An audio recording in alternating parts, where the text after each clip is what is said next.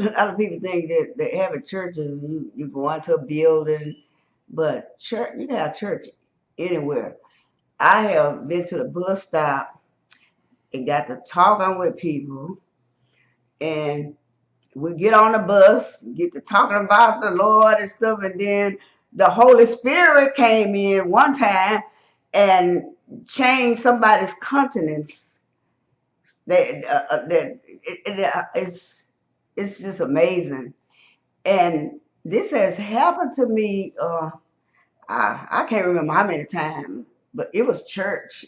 We church at the bus stop on the bus, just talking about the Lord, just and there was one time, this lady was saying, "What do you believe in the godly order?" I said, "Oh yes, I do believe in the godly order." I said, "But let me tell you, when the Holy Spirit comes, all that goes out the window because even the scripture says that we don't know which way the Spirit is going. We don't know if it's going or coming. We don't know what that. It's just like the wind. So yes, you have order. You have the order, but when His Spirit come in, everything could change. He might tell the pastor, get off the stage. I'm fixing to take over. I'm fixing to heal all these folks. You just get out the way uh, to show people that He is God.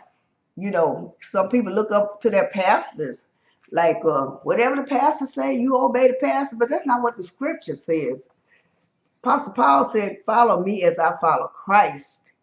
And Jesus said, call no man upon the earth your father. And really what he's talking about is people looking to their leaders as they're the heavenly father or the Messiah,